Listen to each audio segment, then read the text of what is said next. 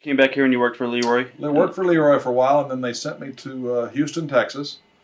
And I was supposed to go. They wanted a big white guy that could go down there and do a job for a guy named Sailor Art Thomas, who was a phenomenal human being, tremendous specimen. I went down and met the promoter, who was a guy named Morris Siegel, a multimillionaire, very smart guy, but he was in bad health.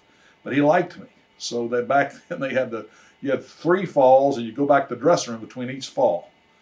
So I'm working with Sailor Art Thomas, and I got so exhausted because he was basically, Sailor was the nicest guy in the world, but not very smart. I mean, he was really dumb. Right. And he would forget even what you would tell him from the time you'd tell him to throw him in the ropes to come off. And so it was really a hard match. And so I just reverted back to amateur and would just take him down.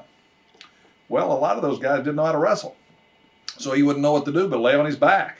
And so I must have taken him down about 20 times, and they said, well, take the championship. You've destroyed him. So I became the Texas champion. Oh. So all the, big deal.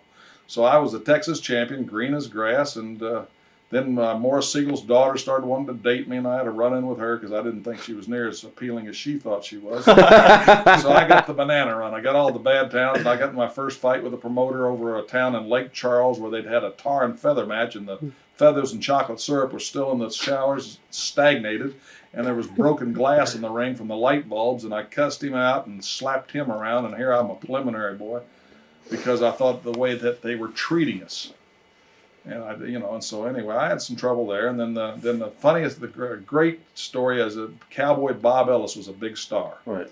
And he'd been a big star in Indianapolis. And I always remember the guys that treated me well when I was just a preliminary guy. And Bob Ellis was a nice guy, like Don Leo Jonathan. I mean, Don Leo Jonathan was a big star as well as an awesome man, and he treated me so well. And Art Nielsen. But anyway. And I got to mention Carl von Bronner too. He really had a lot to do with the formulation of my career, but in my mind. But Bob Ellis had treated me real well, so they wanted me to do a job for Bob Ellis on Dallas TV. Right. And they came up and they tried to swerve me. A guy named Marvin Jones, the referee, and said, "Look, we're going to get you disqualified the first fall, and he's going to beat you the second fall." And I said, "Fuck you, that's too straight." He said, "No, we're going DQ." And I said, "I'm not stupid. It's still too straight." I said, "Tell that big star to get his best hold. I'll just go kick his ass." Right. Well, they already knew I had a temper, and they already knew I could wrestle. And so Bob Ellis was just shook completely because he didn't want to have to go fight me over $25 on TV, which is what it was going to be. And I said, "Hey, Bob, you treated me like a million. I'm going to put you over out there. I just don't want the office to know I'm going to do it." Right. Because they're so chicken shit.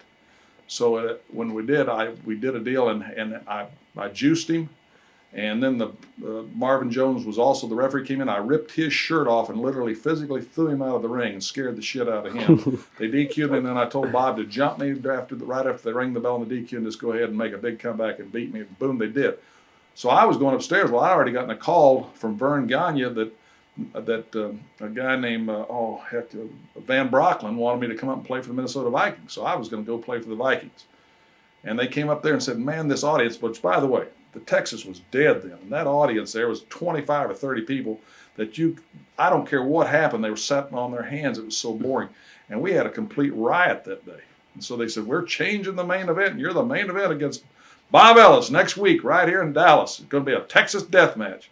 And I said, "Really?" He said, "Yeah." I said, "It's going to be a little tough." They said, "Why?" I said, "Because my ass is gone. I'm leaving." "When?" "Right now." And I left. Right. And so I didn't see Bob out for years, but he was a really neat guy. And I went up and I worked out with the Vikings, and then the Vikings wanted me to stay, but they had a guy named Jim Finks that was the general manager then, and he wouldn't allow me to wrestle in the off season. Well, I think your contract back then was $6,000 or $8,000 as a lineman in the NFL. That's what you made back then, and I could make a lot more wrestling. So I didn't stay. And I came back home and went on with my career. Watch thousands of exclusive shoot interviews right now on TitleMatchNetwork.com.